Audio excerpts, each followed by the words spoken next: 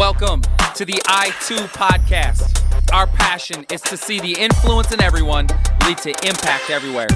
I'm so excited to jump into our episode today. Are you ready? Let's go. So good to be here on this episode, here with one of my good friends, mentor, just somebody who I admire and really look up to, Pastor Mark Ashton, the lead pastor at Christ Community Church. Pastor Mark, how you doing? Thank you for having me on here. I am doing great today. Excited to be a part of your little show. Man, so good to be with you. And we are here recording in your studio at your church. That's right. So thanks for letting us use your space. Really excited to just dive in and talk about this idea of using our influence to see impact in the world around us. You are an influential leader in our city. Obviously, you've been at Christ Community Church for some time. How long have you been now the lead pastor at Christ Community Church? A little over 13 years now. Wow. Came out in the spring of 2006, and Wow. It's been a ball ever since. I cannot believe it has been that long. I know, it goes by. Just a little history. Where did you come from? Where were you before you came to Christ Community Church, and what was your kind of role there?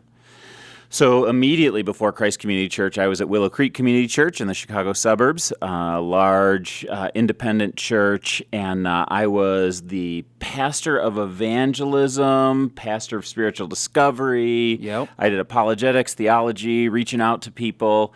Generally, my job was to help the church turn outward towards people that were not in the church. Yes. To be able to reach them, serve them, love them where they're at. I love that. That's exactly why we're having this conversation right now. Yeah. Because of your heart for that. I would love to go back even just a little farther. Yeah.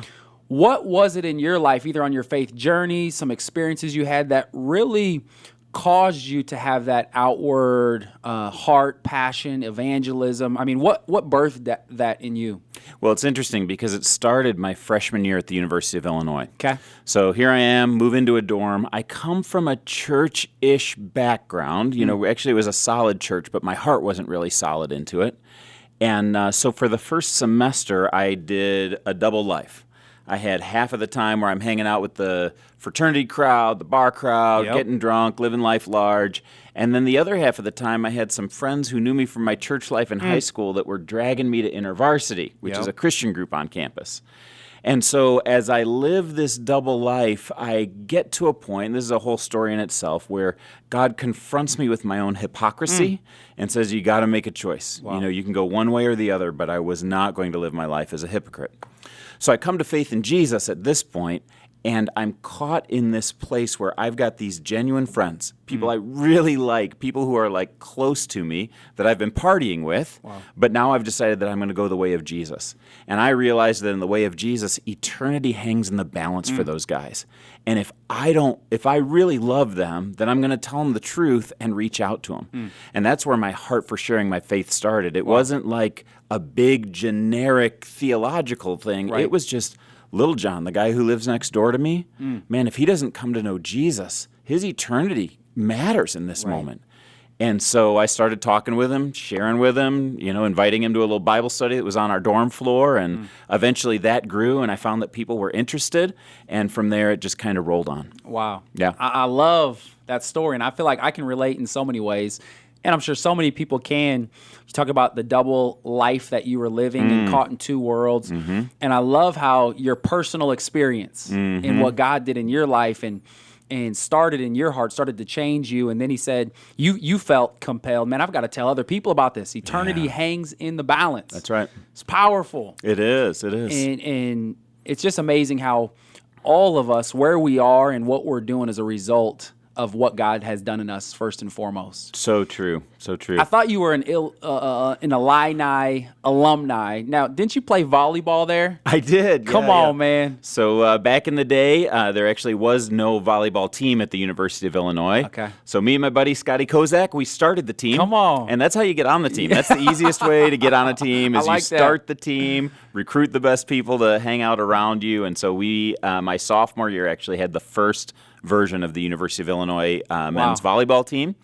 And kind of grew it and developed it over the next 4 years. Funny story is that by the time I got to my fifth year, the guys we had recruited were so much better than us that I couldn't even start on the team anymore. That's a leader right there. That's right. That's exactly what happened. I left the team in the hands of other people because they were better than me. That's so cool. Yeah. Key takeaway is if you want to be on the team, start the team. There you go. There you go. That's the exact way to do it. So it was fun. It was fun to play there. Yeah, I love that. I mean, I love your journey. I love your story. So today, obviously, the last 13 years, you're leading here at Christ Community Church. You've had this heart for evangelism, this heart really to see the church not just experience God for themselves, but take the message of the gospel to other people. When you came to Christ Community, how did you start to implement that heartbeat, that mindset? What did you do from a leadership perspective to say, all right, God, you've given me this church. I want to see us be a church that is for people and for our city? Yeah, well, when it comes to reaching out to people outside of the walls of the church, that was one of the key things that they said they wanted us to change. Yep. And I started out by celebrating wins and telling stories. Yep. So every time people came to faith, we told the story of people coming to faith. I would do public invitations for people to receive Christ, which was not normal at the time when I was coming here. And one of the biggest deals is we started something called Baptism on the Green. Yep. Where when we had people who came to faith in Christ, they go public in their faith by getting baptized. Our church at the time had mostly been baptizing like 4th and 5th graders who had gone through a little curriculum. I'm not opposed to that, but I just think the full spectrum of people, particularly adults, are coming to faith in Christ, and we don't want baptism to just be a kid thing. Right. So I taught it, cast the vision for it, and that summer we had 250 people get baptized in Jesus' name. Yeah. Come on. Some of them brand new to the faith, some of them had been around a long time, but what we did is we pushed it into the public arena so that people were celebrating the right things. And then we taught it, so we taught seminars on a regular basis. We helped to encourage people to do that. We partnered with Bridge Church. I'm sure we're going to be talking about this in a way that helped people to get out of their comfort zones, which for us is West Omaha for most people, to head out to North Omaha, meet some real people, get eyeball to eyeball with folks, realize this is not nearly as scary as I thought it might be. Right. And you can have a world of impact right in your own backyard and down the street. Yep. I love that story. I love the old saying, what you celebrate gets repeated. So true. And so you started to celebrate one of the most significant decisions, the most significant decision a person can make. That's right. And which is followed up with baptism. Yeah. And just really creating a culture of celebration around that. So good. So fun, So yeah. you started to kind of try to shift the culture, try to help the church understand the power and significance of baptism, making that decision. What about when it comes to helping the church get outside of the walls? You talked about Bridge Church, Abide. Your church has been so instrumental in North Omaha and the role that you guys have played there. Talk to me a little bit about that. And just, I want people to know that really talking to you, I wanted to talk about the power of the church in our city. Because you as an individual, Christ Community as a church, some of the things within the city that we're a part of. But what about Christ Community in terms of your role in North Omaha? Why was that important for you? Well, I would have to say, just in full transparency, is it was important to the church before I got there. Okay. We've been working for about 20 years to try and begin initiatives in North Omaha, to try and start things to bring about transformation, just because we realized there's poverty there, there's high crime rates, and we wanted to be involved in the places with the highest need. But what we were frustrated in is that the initiatives that we started were not particularly effective. We weren't hitting it out of the park. We were seeing a lot of people that we reached out to going right back to the same old behaviors. And so what we said is we need somebody who's really indigenous to North Omaha, somebody who lives there, someone who is a friend there, who knows the turf. And instead of us coming in to try and invent things from West Omaha, we just need to bet on a winner. And so Bridge Church, Josh Dotzler, was part of the solution to that. That we said, man, they are there, they're living it out. And it's one of our most important pieces of our missions philosophy is whenever we're out of our own particular environment, we find somebody who's already doing things well, we get behind them and help them to succeed as much as possible. The downside is that Christ Community doesn't get as much of the credit, but our goal is that we want Jesus to get all of the credit anyway. So we just go in where people are already doing it and help them to thrive in their mission. Yeah, I mean, you guys have been amazing. You don't get enough credit, and I know I don't get to say it enough, but I am personally just so grateful for your leadership for Christ Community Church, because you really did take a risk on me, on Bridge Church. We were talking about an early experience when you came and spoke at our church. And just when I look back, I think about the rawness. I think about your just flexibility and willingness to come down. I mean, here you are. Every week you speak in front of thousands of people. You come down to our church. There's maybe 200 people packed in this little old building. Yeah. Every time you took a pause break, I was hoping that nobody heard the crickets that were in the background. They were real crickets. That's right. And but just the way you guys stepped out in faith and believed in us. And I think about where we are today. And so I just want to say, man, thank you. Oh, man. Obviously, love you, but so grateful that you guys were willing to take that risk at such an early stage, I would say, even in our ministry and growth. Well, and it's been a joy. And I'll tell you, part of what's so exciting about that for us is that Bridge Church is and was reaching people we were never going to reach. Yeah. So, sure, I'm used to the kind of buttoned-up, well-programmed services that we do at Christ Community Church, but seeing the teenage and 20-something electricity, the atmosphere going, man, those kids are never going to drive to Dodge and 680 in order to be able to go to church. Unless somebody who knows their culture puts a church where they live, they're not going to get reached. And so for me, it was just a thrill to be able to be there and see, man, another corner of the city is being reached and discipled, and I couldn't be more excited about that. Yeah, definitely a rawness there. Absolutely. I mean, so as you guys have been apart now for several years, and we're working with Bridge and now even Mission Church, and what's the impact you've seen with Christ Community's investment in North Omaha up to this point? Oh, man.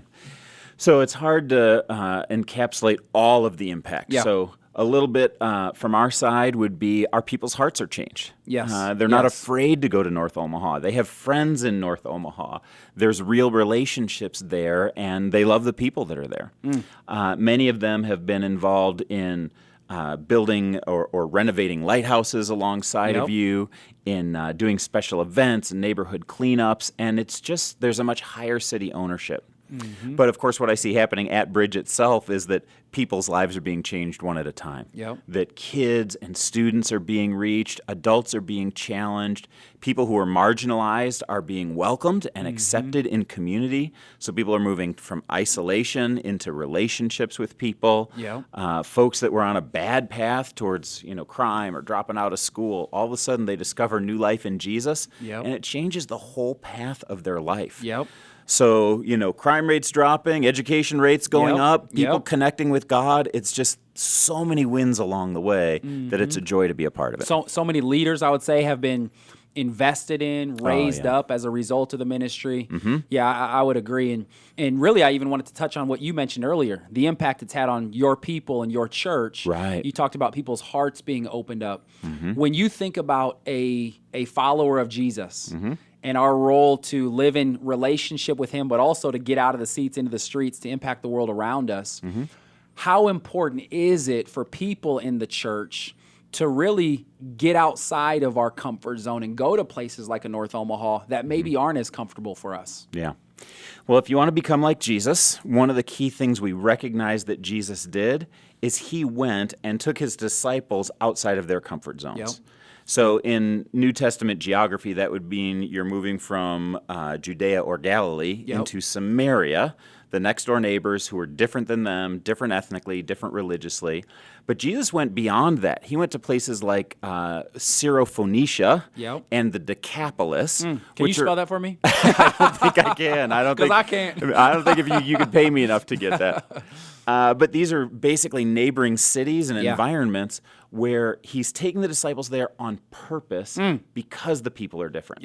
And the crazy thing is that Jesus will do things like, for instance, most people have heard about the feeding of the 5,000, which he did in the Jewish area in Galilee. But then the second time when he did the feeding of the 4,000, he did the exact same miracle in the Decapolis, where all of the people who were kind of the rabble-rousers, the folks that Jewish people wouldn't hang out with, they were all there. And what he was teaching them is that the bread of life life is not just for people like you. Come on. It's for people who are different than you. So for my people, if I'm trying to become like Jesus, if my people are trying to become like Jesus, then you've got to reach out to people who are not just the same as you, but people who live next door and are different than you. And so for North Omaha, that's been a perfect place for us to say, hey, these are our neighbors. They're right down the street. They're a little bit different than us, but they matter to God just the same. Come on. I always learn something from you. And you just drop wisdom, and you do it in such a practical, tangible way. Recently, I read Andy Stanley's book, Irresistible. Yeah. And he talked about this idea that to love your neighbor as you love yourself. He said yourself, it wasn't just personally you, it was people that were like you. Right on. Family, friends, those that look like you, and yourself. Obviously, Jesus goes on to tell the story of the Good Samaritan, Jew and Samaritan, people who were opposite. They were different than each other. Right. And painted the exact picture that you just talked about when it comes to those of us who say we follow Jesus. Absolutely. Obviously, we're in North Omaha, and I mean it's huge when people decide to move beyond their comfort zone to come to North Omaha to make a difference.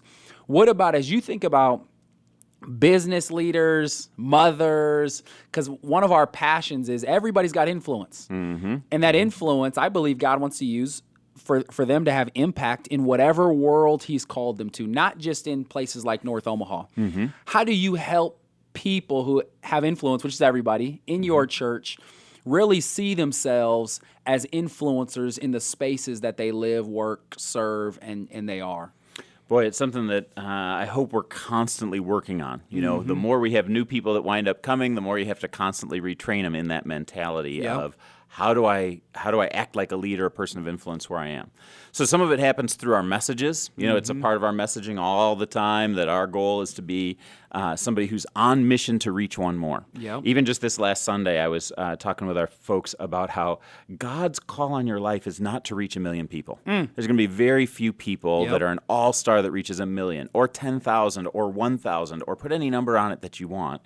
I don't think God's plan is for 1 million or for one person to reach 1 million. It's for 1 million people to each reach one. Come on. And if each of us is owning our turf, the spaces where we live, work, and play, if we own that turf and we say, my job is to reach the guy in the cubicle next to me, my job is to reach the mom who's across the street, my job is to reach the soccer player on my sports team, then all of a sudden everybody owns that one person, and we find the message of Jesus multiplying citywide. You just have to figure out what's the space that God has given me, and when he does, you use it for his glory. And whatever that space is, again, whether it's a mother, whether it's a business leader, whether it's a athlete on his team, God's given us all a space. I love that. You got to own your turf. Know your turf, own your turf, and then, man, be Jesus on that turf. Right on. So you helped champion, I call you the champion of the Within Reach movement. And really, it's an extension of what you just talked about for our city. Tell us, what is Within Reach? And how did even this vision get birthed in you? It's interesting that when I felt like God was inviting me to move from the Chicago suburbs to Omaha, that the vision was not to build a bigger, badder, faster church. The vision was to reach the city with the good news of Jesus. I knew that Christ Community Church would be a key player in making that happen, but our dream was not just for Christ Community to thrive, but for the gospel to thrive. So partnering with Bridge Church was one key to that. We've planted, I think, 8 different churches since I've been here, and most of them, 7 of them, in Omaha. And we're so grateful to see those churches thriving and then multiplying. And then there's Within Reach. And Within Reach is a connection of churches that most of them we didn't plant, some of them we planted, but most of them we did not plant. And it says, what are the things that we say we can buy in together in order that the city might be reached? And there's 4 key things that we looked at. One of them is that each one of us is reaching one more person. Second one is that we're planting churches. The third one is that we are unleashing unprecedented compassion on our city. And then the fourth one is that we're developing young leaders. And all the churches say those 4 things we're going to be committed to. So I got together with some of my buddies who had become friends over the years, and I said, I think we can do this better together, to coin a Bridge phrase, better together than we can do separately. If we put together a kind of coalition of churches that we're all trying to do this and inspire each other and encourage each other, It's not a movement about unity, but it should inspire unity. Right. It's not a movement about prayer, but it Yep. should inspire prayer. It's a movement about accomplishing the mission that God has called us to. So I asked a few buddies if they wanted to be on board. They universally said yes. How soon can we start? And pretty soon this little movement was started in Omaha. And it's fun because you've got everything from Presbyterians to Pentecostals, big churches, small churches, multi-ethnic churches, single ethnic churches. But we're all saying, hey, we'll keep the main thing, and get it done. Yep. I think it's been one of the highlights of what God has done in our city over the last handful of years. How many years has Within Reach officially been going now?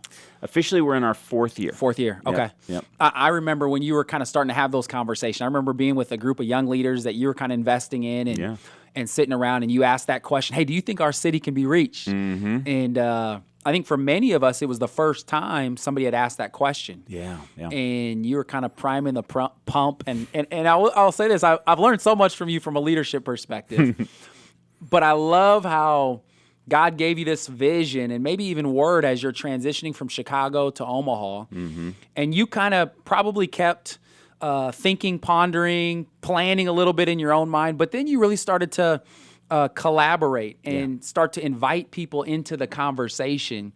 I just want to know just a little bit, your process for seeing that vision become a reality, I think was so important because it built a level of relational equity that allowed a movement like that to really go. And what I've heard, people come from the outside and they say, oh my goodness, you guys really like each other. The pastors, leaders in this city, there's something special. Yeah. Tell me about that. Well, as far as the vision goes, we did sit on it for 9 years. 9 years, wow. And the truth is, I did not have the chips in the bank to even call the meeting. Yes. To even say, hey, can you come and let's talk about this until that time. So I felt like God worked it deep in my heart, but gave me a red light on actually executing it until it got to a point. And I didn't master plan all this. I just thought my next step is to invest in. And your mentoring group was one of those things. I said, well, let's invest in some young pastors in town, introduce them to each other. And there's kind of a large church pastors in town luncheon that happens once a month. I go to those. And so we really genuinely were friends before we started. It wasn't like I'm calling guys out of the blue and saying, hey, let's start this vision. It was, I'm calling my friends. And once you get that relational equity, leadership is a lot easier because trust is high. Yes. Like we've walked through some hard times together. Yep. We've prayed for each other. We've helped each other with problems in our churches, with difficult people. Yep. But once you're there, you can cast a vision and people say, I trust that person. Yes. And so I'll buy into the vision and let's do it together. Yeah, so good. Yeah. One of my favorite phrases, we were just a part of the Global Leadership Summit. Yeah. And one of the speakers that was getting interviewed said that the best negotiation is actually a collaboration. Oh, that's so good. And personally, I know I can try to get people to buy into what I want them to buy into, but genuine collaboration says we can both get what we want in the end. And I feel like that was the process that you played out. And I love that word too. For 9 years, God gave you that vision and it marinated in your heart and you thought about it and tried to get the relational equity to see that vision become a reality. When God gives us a vision, it doesn't always just happen. And so wherever your place of influence is, God's going to give you vision. But man, it takes connection, relational equity. There's a process sometimes before that vision becomes a reality. It's so true. And I even think of the other speaker at the Leadership Summit who said, dream small. Yeah. Because it wasn't, hey, let's do this with a jillion people. It was let's build relationships with a few and then build on that to be able to make something that turns out to be a big wave. But boy, it started small. I know you're a numbers guy. What are some of the numbers or highlights that we've seen through the efforts of Within Reach? Yeah, so one of the things that we would know nationwide from church statistics is that the average church baptizes just under 1% of its people. Our Within Reach network is baptizing 7% of their attendance every year, which is an incredible outreach percentage. When you think that the average church in America is shrinking by 1 or 2%, and we're reaching 7% in our churches, it's an amazing thing. And the other thing that's amazing is that if you add up all of our churches together, this isn't true of every church, but if you add up all of our churches as a conglomerate, then our growth rate has been about 7% as well. So 7% of people being reached and 7% growth. What that means is, on average, this is certainly not, doesn't stick with every person, but on average, people are getting reached, and then they're being discipled in our churches. And that's the dream of the local church. Yes. And if we keep this rate up, I'm a numbers guy, I am. If we keep this rate up, then in just over 10 years, we will have doubled the number of people in churches, the within reach churches, through both the churches we have and the churches that we're planting. And that's in an era when church growth is going south in terms of the nation as a whole, and Omaha in particular. Yep, phenomenal. Yeah. I mean, you're leading incredibly in our city. The church is not the same because of your influence. Christ community, your influence there. As we wrap up, I think one of the things I love about you the most is the way that you love your family and your wife and your kids. And I got to watch a talk where you had one of your daughters on stage. Yeah. And she shared, bright young girl, and she was up there with you. What does that look like for you to intentionally make sure that first and foremost your influence is on those closest to you, your family, your kids, and then as you lead in those other spaces? Yeah. So I probably have to admit, first of all, I've just been super blessed with a great wife and great kids. And I know that parenting formulas don't always work, even when people are great parents. Right. But I've been blessed with a really good situation. Part of the things I do to try and create a fertile atmosphere for that is watch my time carefully for the amount of time that I'm going to be gone from my family. I tend to be a guy who works hard and I play hard. Yep. So I work hard at work, I play hard at home, I invest well here, I invest well there, but I don't do a lot of just kind of coasting in my life. So I'm always very intentional about where I'm investing. And usually that means I'm gone 2 nights a week, maybe 3, and that I'm at home 5 nights a week to be there investing in my kids and my family. I try to be a student of each of my kids and what their gifts and strengths are, and to accelerate those gifts and strengths rather than fitting them into a mold. Yep. And then the last thing is I try to open up doors for them spiritually whenever I can related to their bent, their gifting. So that may be introducing them to strategic people who live the kind of gifts that they have, who do the kinds of things they do. It may be serving opportunities. It may be conferences or camps. And I go, in our budget, if I'm going to sacrifice somewhere, it's never in sending my kids to Christian conferences or camps. Even that same daughter, Haven, who's 15 years old now and loves to be a public speaker and so forth, I brought her to the Global Leadership Summit, 15 years old. Come on. Because she is an emerging leader. She knows she is, and she wants to grow in that. I'm like, well, let me take you along to where leadership is taught, and she's going to become quite a great leader, by God's grace. Wow. But you find out those fertile places in a kid's life, and you invest in them and help them grow. Wow. So good. Yeah. Well, I can't wait to go back and listen to this podcast just because I appreciate all the wisdom, insight. Again, love you, love your family, your wife. So thankful for your church, Christ community. Thankful for Within Reach and all that's happening. And just excited for how God is going to continue to use you as we move forward. And I can't wait for people to hear this. So thank you so much, Pastor Mark Ashton from Christ Community Church. Thank you for having me Can we give it up for him, everybody? So good. Thank you for joining us on our episode today. We hope you're inspired to use your influence to impact your world.